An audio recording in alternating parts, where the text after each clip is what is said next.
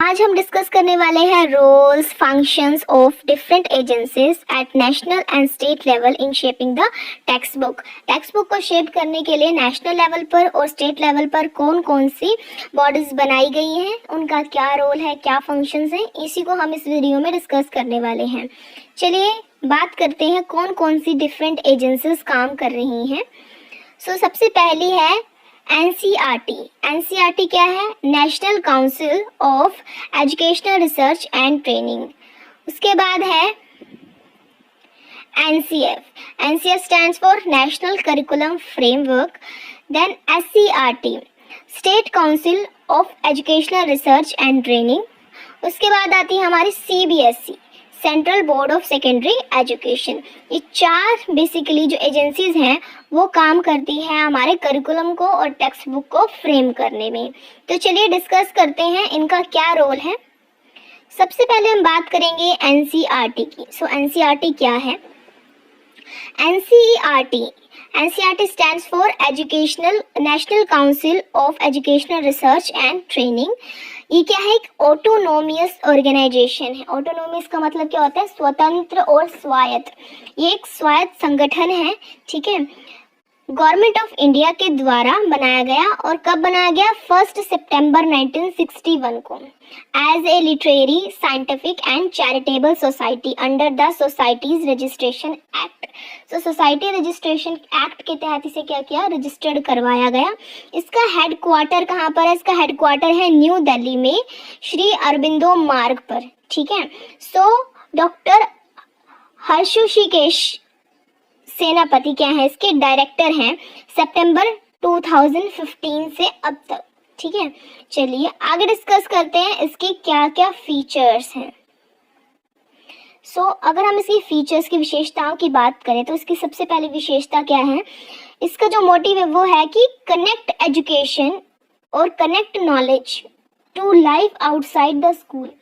Education को और knowledge को, हमारे ज्ञान को क्या करना, सिर्फ क्लासरूम तक ही सीमित ना रख करके उसे क्लासरूम के बाहर रियल वर्ल्ड में भी उसको लेके आना, कि सिर्फ हमने टेक्स्ट बुक पढ़ी, ठीक है, और एग्जाम दिए और हो गया काम, और सारी जितना भी हमें नॉलेज थी वो वहीं की वहीं खत्म। ऐसा नहीं होना चाहिए। एजुकेशन ऐसी होनी चाहिए जो हमें रियल लाइफ से जोड़े, रियल लाइफ में भी हम उसका यूज कर सके, कनेक्ट कर सके उसके साथ।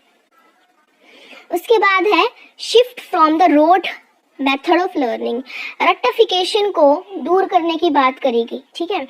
बच्चे क्या है कि बच्चे रटी रटाई चीजें याद करते हैं, फॉर्मूलाज याद करते हैं, ठीक है, तो उसको याद करते हैं वो फिर भूल जाते हैं, उसका कोई फायदा नहीं है। तो कॉन्सेप्ट को डेवलप करने की बात कही गई है। बच्चों को इस तरह से पढ़ाया जाए, टेक्स्ट बुक को इस तरह से बनाया जाए कि बच्चों का कॉन्सेप्ट क्लियर हो, ठीक है, उनका जो रूट है वो क्या होना चाहिए, वो बढ़िया होना चाहिए, वो क्लियर होना चाहिए, तभी जा करके बच्चे चीज़ों को ज़्यादा लंबे समय तक याद रख पाएंगे, समझ पाएंगे।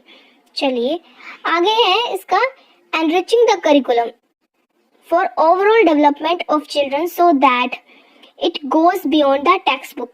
करिकुलम को क्या करना? एनरिच बनाना, जिससे क्या है कि हम बच्चों का क्या कर सके? ओवरऑल डेवलपमेंट कर सके, क्योंकि हमारे एजुकेशन का मोटिव ही है बच्चों का ऑल अराउंड डेवलपमेंट करना, उनका कॉग्निटिव, अफेक्टिव, साइकोमोटर डोमेन, उनके हर तरह की, उनका सोशल, इमोशनल, कल्चरल, हर एक एस्पेक्ट डेवलप होना चाहिए। तो उसके लिए हमें हमारे करिकुलम को ही एनरिच बनाना होगा। उसमें करिकुलर के साथ साथ को करिकुलर एक्टिविटीज भी डालनी होंगी, ठीक है, जिससे क्या होगा कि बच्चा चीज़ों को बहुत अच्छे से सीख पाएगा, ठीक है, डिफरेंट फील्ड में क्या कर सकेगा? काम कर सकेगा। चलिए आगे बात करते हैं making examination flexible and integrating them with the classroom life. Education को और एग्जामिनेशन सिस्टम को क्या करना? फ्लेक्सिबल बनाना, लोचशील बनाना, कि समय के साथ साथ, परिस्थितियों के साथ साथ हम उसमें परिवर्तन भी ला सके। वो रिजिड नहीं होनी चाहिए। देन इंटीग्रेटेड, एकीकृत होनी चाहिए, ठीक है। इंटीग्रेटेड बहुत इंपॉर्टेंट है, इंटीग्रेट होनी चाहिए किसके साथ? लाइफ, क्लासरूम लाइफ के साथ। चलिए उसके बाद है training of pre service and in service teacher education and national and state level functionaries. Teacher बहुत इंपॉर्टेंट रोल प्ले करता है टीचिंग एंड लर्निंग में, क्योंकि कहते हैं ना, जैसे टीचर होते हैं बच्चे वैसे ही बनते हैं। सो टीचर की प्री सर्विस में आने से पहले और इन सर्विस में रहते हुए उनकी ट्रेनिंग करवाना बहुत इम्पोर्टेंट है। तो इसके लिए NCTE है, ठीक है, जो कि टीचर ट्रेनिंग का काम करते हैं। तो वो टीचर्स की ट्रेनिंग के लिए क्या करते हैं, उनको टीचर्स को क्या करते हैं, प्री सर्विस और इन सर्विस ट्रेनिंग प्रोवाइड करते हैं, ताकि टीचर ट्रेंड होंगे तभी बच्चे क्या होंगे, ट्रेंड होंगे। चलिए अब बात करते हैं फंक्शंस की, कि क्या क्या फंक्शंस हैं NCERT के, NCERT क्या क्या काम करती है। सो पहला काम है conducts and promotes educational research, जैसे नाम में ही है इनका NCERT, ठीक है, National Council of Educational Research and training. So research करती है, ट्रेनिंग करती है।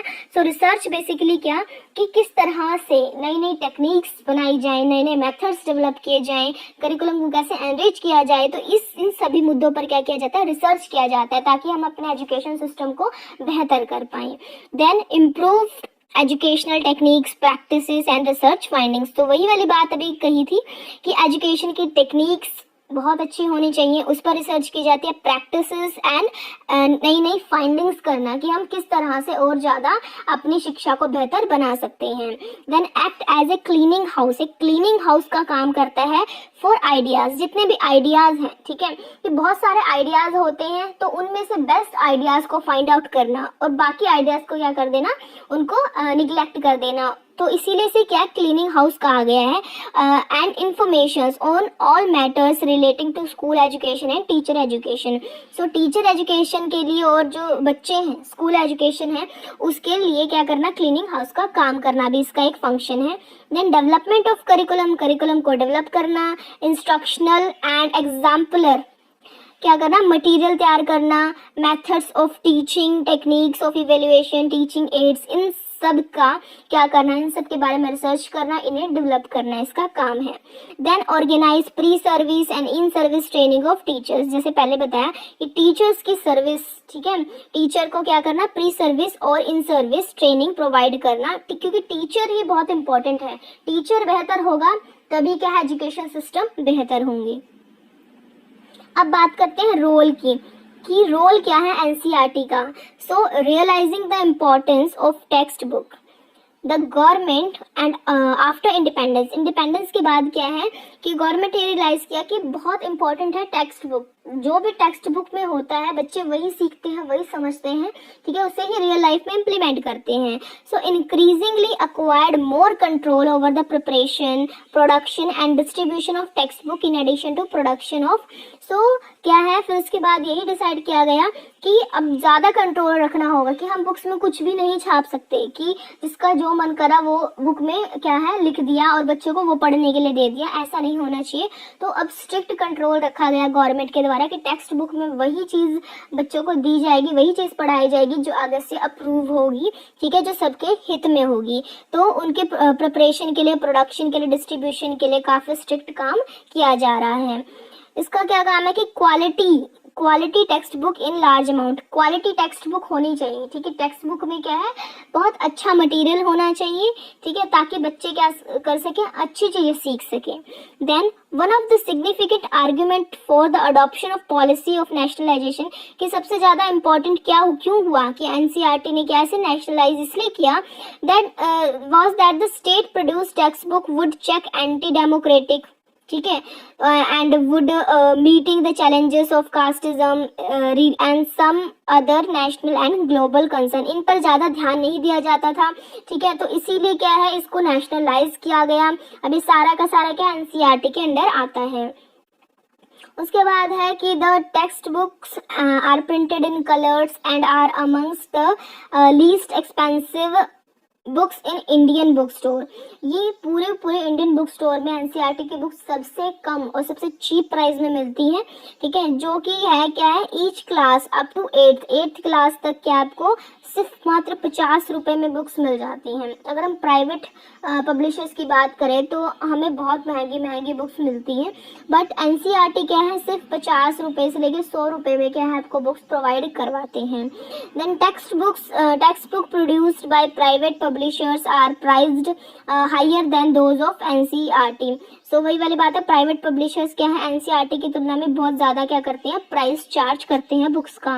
Then according to government policy decisions in 2017 में क्या डिसीजन लिया गया, that NCERT will have the exclusive task of publishing central textbooks for 2018 and for the role of CBSE was limited to conducting the examination. तो 2018 में यही जो है decide किया गया कि सारी की सारी बुक्स जो हैं वो क्या होंगी, सेंट्रल लेवल पर भी कौन करेगी, एनसीईआरटी ही पब्लिश करेगी। एंड सीबीएसई का जो रोल है वो थोड़ा लिमिटेड कर देगा एग्जामिनेशन को भी कंडक्ट करवाने के लिए। चलिए अब जैसे ये सारी बुक्स हैं, ठीक है, कितनी कलरफुल बुक्स जो हैं वो पब्लिश करवाई जाती हैं और बच्चों को क्या वैल्यूएबल इन्फॉर्मेशन दी जाती है, टू द पॉइंट इन्फॉर्मेशन दी जाती है और इसका प्राइस भी बहुत चीप होता है। चलिए आगे डिस्कस करते हैं अब हम एनसीएफ को। ये हमारी सेकेंड लेवल की, नेशनल लेवल की बॉडी है। तो एनसीएफ जो है, so NCF stands for national curriculum framework 2005। Okay, ये सिर्फ 2005 में नहीं आया था, ये पहले भी आ चुका है। 2005 में इसको क्या किया गया, दोबारा से इसके अंदर काफी सारे चेंजेस किए गए। So is one of the 4 national curriculum framework, 4 पहले आ चुके हैं। तो वो कौन कौन से हैं, 1995 में आया था, देन 1988 में, 2000 में, अब 2005 में आया है, ठीक है, by the NCERT in India. NCERT के द्वारा ही इसको लाया गया। तो the framework provide making syllabus, framework for making syllabus को किस तरह से बनाना है, टेक्स्ट बुक को किस तरह से बनाना है, and teaching practices within the school education programme in India, किस तरह से इन सब को क्या करना है, इनको इम्प्लीमेंट करना है। Then NCF 2005 has been translated in 22 languages, 22 भाषाओं में एनसीएफ को क्या किया गया, ट्रांसलेट किया गया। और इन्फ्लुएंस इसने क्या, 17 स्टेट्स के सिलेबस को इसने इन्फ्लुएंस किया है। The NCERT gave grant of 10 lakhs to each state to promote NCF in the language of state and compare its current syllabus proposed so that the plan for future reform could be made. So basically क्या था कि जो भी हमारा पुराना curriculum है, ठीक है, उसको चेंज करने के लिए एक एनसीएफ बनाया गया। उसमें हर एक चीज़ के बारे में, ठीक है, हर एस्पेक्ट के बारे में बताया गया कि करिकुलम कैसा होना चाहिए। सो एनसीईआरटी ने हर स्टेट को क्या किया, 10-10 लाख रुपए दिए, ठीक है, 10-10 लाख रुपए दिए और उन्होंने कहा कि आप अपने पुराने जो करिकुलम है उसको चेंज करो, नया इम्प्लीमेंट करो और हमें ये बताओ कि नया इम्प्लीमेंट करने से क्या परिवर्तन आया है, एजुकेशन सिस्टम किस तरह से बेहतर हुआ है। तो इन्होंने बेसिकली उस करिकुलम को 22 लैंग्वेजेस में ट्रांसलेट किया कि आप 22 लैंग्वेजेस, अलग अलग लैंग्वेजेस के अकॉर्डिंग बच्चों को पढ़ा सकते हो। 17 स्टेट्स में इसको इम्प्लीमेंट किया जा चुका है। चलिए अब इसके फीचर्स की बात करते हैं, एनसीएफ की क्या क्या फीचर्स हैं। तो पहली फीचर्स है to shift the learning from rote method. वही वाली बात है कि रोट मेथड जो है हमारा, रट्टाफिकेशन को क्या किया जाए, बिल्कुल खत्म कर दिया जाए, क्योंकि आज का टाइम रट्टाफिकेशन का टाइम नहीं है, ठीक है। पहले के टाइम में बच्चे क्या रट्टे मारा करते थे, आज के टाइम में क्या कॉन्सेप्ट क्लैरिटी की तरफ ज़्यादा ध्यान दिया जाता है। तो एनसीएफ की भी यही फीचर है, connecting knowledge to life outside the school. Same बात है कि जो भी एजुकेशन है हमारी, जो भी नॉलेज है उसको हम क्या है, लाइफ से कनेक्ट करें, ठीक है, कि हम उसको सिर्फ स्कूल तक ही सीमित ना रख करके बाहर भी रियल लाइफ में भी क्या करें, इसको इम्प्लीमेंट करें, इससे कनेक्ट हो पाए। Enriching the curriculum so that it goes beyond the text book. Curriculum को क्या किया जाए, एनरिच किया जाए, ताकि सिर्फ टेक्स्ट बुक तक ना रह करके बाहर एक्स्ट्रा करिकुलर एक्टिविटीज डाली गई हैं इसमें, जैसे स्पोर्ट्स हैं, डांस, सिंगिंग, अदर बहुत सारी एक्टिविटीज को भी इंक्लूड किया गया। Then to integrate examination into the classroom learning and make it more flexible, कि इंटीग्रेट होनी चाहिए एग्जामिनेशन और फ्लेक्सिबल होनी चाहिए। वही फीचर्स हैं जो हमने एनसीईआरटी में पढ़ी थी, सेम वही फीचर्स हैं इसकी भी। So new pillars like personalities, character, physical fitness, creative and critical thinking की तरफ बच्चे की पर्सनालिटी को डेवलप करना, उनके कैरेक्टर को क्या करना, अच्छा बनाना, उनकी फिजिकल फिटनेस को ध्यान में रखना, तभी क्या स्पोर्ट्स डाला गया, फिजिकल एजुकेशन जो है वो लाई गई। देन क्रिएटिव क्रिटिकल थिंकिंग को बच्चे में ब्रेनस्टॉर्मिंग का प्रयोग किया जाता है पढ़ाने में। Then should be focused along with academic pillars of maths and science. So the education provided should be humanized and to be relevant for the pursuit of wide variety of human attitude. So हमारा जो education है वो क्या करे, humanise, ठीक है, humanise and relevant, relevant होनी चाहिए, ह्यूमनाइज होनी चाहिए, ठीक है, ताकि मानवता की भावना जो है वो बच्चों के अंदर आए, ठीक है, and wide variety of human aptitudes. चलिए आगे क्या है कि a note of NCF 2005 based textbooks. तो textbooks कैसी होनी चाहिए? So the language of textbooks for the primary classes are well designed. Well designed होनी चाहिए, fully meet the language teaching objective. जो language है, ठीक है, उसके जो भी objectives हैं वो पूरे होने चाहिए, इस तरह से टेक्स्ट बुक को डिजाइन किया जाना चाहिए। Then it is for the teachers to plan well for each class so that all activities as envisaged by classroom writers are duly conducted and to achieve the expected सीख, ठीक है। तो जो teachers हैं उनको प्लान करनी चाहिए classroom activities, ठीक है, जिससे क्या हो कि जो भी राइटर्स हैं, ठीक है, उनका जो भी काम था वो क्या हो सके, वो सफल हो सके। तो टीचर्स को भी क्या करना चाहिए, इसमें हेल्प करना चाहिए। Then role of mother tongue in learning, mother tongue का लर्निंग में बहुत इंपॉर्टेंट रोल है। So NCF is strongly in favour of mother tongue in the primary education. जब हम प्राथमिक शिक्षा की बात करते हैं तो हमें प्राथमिक शिक्षा मदर टंग में देनी चाहिए, इसी से बच्चा चीज़ों को ज़्यादा बेहतर समझ सकता है। हम इंग्लिश में ना पढ़ा करके उसकी मदर टंग में, उसकी मातृभाषा में यदि बच्चे को पढ़ाएं तो वो ज़्यादा अच्छे से सीख पाएगा। However as per KVS policy English and Hindi are the medium of instruction. KVS की पॉलिसी के अनुसार क्या है कि मीडियम ऑफ इंस्ट्रक्शन हिंदी और इंग्लिश, ठीक है, दोनों होंगे। And Kendriya Vidyalaya right from the class 1, class 1 से क्या है हिंदी और इंग्लिश दोनों ही मीडियम ऑफ इंस्ट्रक्शन होंगे।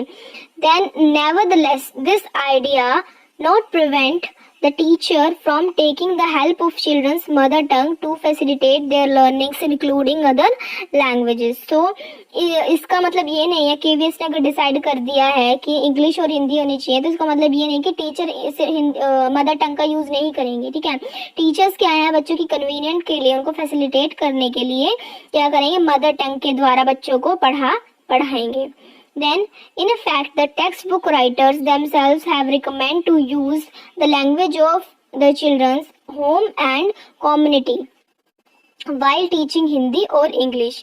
सो क्या है जो टेक्स्ट बुक है, ठीक है, सो टेक्स्ट बुक क्या कहती है कि the textbook writers themselves have recommend, वे खुद रिकमेंड करते हैं the use of the language of children's home, children's की जो भी होम और जो कम्युनिटी की जो लैंग्वेज है उसका यूज करना चाहिए बच्चों को अदर लैंग्वेजेस पढ़ाने के लिए। अगर बच्चों को हिंदी और इंग्लिश भी पढ़ा रहे हैं तो उनकी मातृभाषा का इस्तेमाल कर करके उनको चीज़ों को समझाना चाहिए, उनको लैंग्वेज को सिखाना चाहिए। चलिए अब हम बात करते हैं SCERT की। SCERT stand for state Council of Educational Research and training. ये क्या है इसका, ये है स्टेट लेवल पर ये काम करती है। So to conceptualise, plan and ensure delivery of quality education to all the childrens from pre schools to 12th class through framing of state relevant curriculum, syllabus design, text books, preparations, learning assessment. तो SCERT का भी basically क्या काम है, उसका भी यही काम है कि प्री स्कूल, ठीक है, बच्चे को प्री स्कूल से लेकर के 12th क्लास तक क्या करे, एक क्वालिटी एजुकेशन जो है वो दी जानी चाहिए। तो इसको प्लान करना, कॉन्सेप्चुलाइज करना और इंश्योर करना कि क्वालिटी एजुकेशन बच्चों को दी जाए, ठीक है, और हमारा जो करिकुलम है वो स्टेट रेलेवेंट हो, सिलेबस और डिज़ाइन और टेक्स्ट बुक प्रिपेयर करना और लर्निंग असेसमेंट है जो बहुत अच्छे से की जाए। So with learner friendliness and professional development of teachers, learner friendly होना चाहिए, प्रोफेशनल डेवलपमेंट होनी चाहिए टीचर्स की, प्री सर्विस में और इन सर्विस में रहते हुए ये प्रोग्राम जो है वो बनाए जाने चाहिए। रिसर्च होनी चाहिए, इनोवेशन होनी चाहिए, dissemination and exchange of program, ये सब भी इसके बेसिकली फंक्शंस हैं। चलिए अब हम बात करते हैं आगे कि कौन कौन से फंक्शंस जो है वो फॉलो करती है एनसीईआरटी। पहला है to organise and implement of special educational projects sponsored by NCERT and other agencies for qualitative improvement of school education and teacher educator. तो ऑर्गेनाइज करना और इम्प्लीमेंट करना स्पेशल एजुकेशन प्रोजेक्ट को जो भी एनसीईआरटी बनाती है उसको क्या है एससीईआरटी क्या करती है इम्प्लीमेंट करती है, ठीक है, ताकि जो हमारा एजुकेशन सिस्टम है उसको क्या किया जा सके, इसको इम्प्रूव किया जा सके। इसके बाद है to prescribe curriculum and text book for the schools and teachers training institution.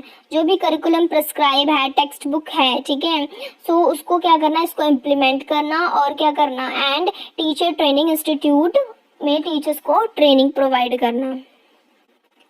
उसके बाद है to produce instructional material for the use of teacher educators. तो टीचर्स को इंस्ट्रक्शनल मटेरियल जो है वो बच्चों को पढ़ाने के लिए प्रोवाइड करना इसका काम है। Then to arrange in service training of different categories of teachers, inspecting officers, teacher educator coordination of work of other agencies operating at state level. Teachers की ट्रेनिंग का काम करना, ठीक है, इंस्पेक्टिंग ऑफिसर्स, टीचर एजुकेटर, उनके बीच में, उनके काम के बीच में क्या करना, कोऑर्डिनेशन स्थापित करना। अब बात करते हैं रोल क्या है एससीईआरटी का। रोल है the SCERT is interested with the responsibility of enhancing the quality of text book की क्वालिटीज को एनहांस करना। Then a series of workshop were organised to identify spelling errors, mistakes and sentence corrections. Sentence correction करने के लिए और spelling errors को इन सबको जानने के लिए क्या करना, एक वर्कशॉप जो है वो ऑर्गेनाइज करना जहाँ पर इन समस्याओं को क्या पता लगाया जाए और उनको दूर करने का प्रयास किया जाए। And a group of teachers and experts of respective subjects were involve to check the text book को चेक करने के लिए क्या टेक्स्ट का ग्रुप और एक्सपर्ट्स जो हैं वो सब्जेक्ट से रिलेटेड वो इन्वॉल्व होने चाहिए। Then using the potential educational technology with the including new information, कि न्यू इन्फॉर्मेशन के साथ साथ जो भी हमारी पोटेंशियल एजुकेशनल टेक्नोलॉजी है, ठीक है, उसका यूज किया जाना चाहिए। अब हम बात करते हैं सीबीएसई की। सीबीएसई बहुत इंपॉर्टेंट है, central board of secondary education. So ये क्या है, सीबीएसई कब आया था, रिकॉन्स्टिट्यूट हुआ था 1 जुलाई 1962 को। इसका हेड ऑफिस भी कहाँ न्यू दिल्ली में है और ये भी एक ऑटोनोमियस बॉडी है, fully controlled by the government of India. Government of India fully controlled करता है। आज के टाइम में क्या है 5119 स्कूल्स हैं सीबीएसई के अंडर, ठीक है, विच इंक्लूड्स 784 केंद्रीय विद्यालय, 1381 government schools, 2486 independent school, 355 Jawahar Navodaya Vidyalaya हैं एंड 13 क्या हैं एडहॉक स्कूल्स सीबीएसई के अंडर रन कर रहे हैं आज की डेट में। अब बात करते हैं सीबीएसई के ऑब्जेक्टिव्स क्या क्या हैं। सीबीएसई का जो ऑब्जेक्टिव है वो क्या है कि the central board of secondary education was set up to achieve the objectives. पहला ऑब्जेक्टिव है to prescribe conditions of examinations and conduct. Examination की कंडीशंस को क्या करना, प्रिस्क्राइब करना और उसे कंडक्ट करवाना। Then to public examination at the end of the class 10th एंड 12th। 10th और 12th क्लास की क्या है एग्जामिनेशन को क्या करना, पब्लिक एग्जामिनेशन को कंडक्ट करवाना, सेंड करना। Then to grant qualifying certificate of the successful candidate of the affiliated school. So जो भी सीबीएसई बोर्ड से करता है 10th एंड 12th उनको क्या करना, सर्टिफिकेट प्रोवाइड करना। Then to fulfil the educational requirements of the students whose parents were employed in the transferable job, कि जो भी बच्चे हैं उनके पेरेंट्स ट्रांसफ़र करते हैं यदि एक जगह से दूसरी जगह तो उनको क्या करना, एजुकेशन प्रोवाइड करना। Then to affiliate institutions for the purpose of examination and raise the academic standard of the country। हमारी कंट्री के एग्जामिनेशन सिस्टम को, एकेडमिक्स को क्या करना, उसके स्टैंडर्ड को रेज करना। Then to prescribe and update the course of instructions for examination। Prescribe करना और क्या करना, अपडेट करते रहना। Course of instructions of examinations को क्या करते रहना, अपडेट करते रहना। तो अब हम एंड में कंक्लूजन में यही कहेंगे कि NCERT and other agencies is the basement of current educational system. तो ये क्या है, एक तरह से बेसमेंट है।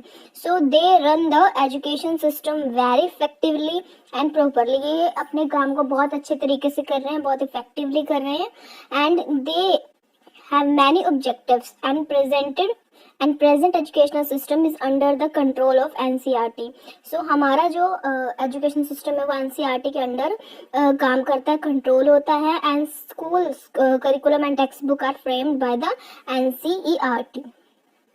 तो आज की वीडियो में इतना ही। थैंक यू, मिलते हैं आपसे नेक्स्ट वीडियो में।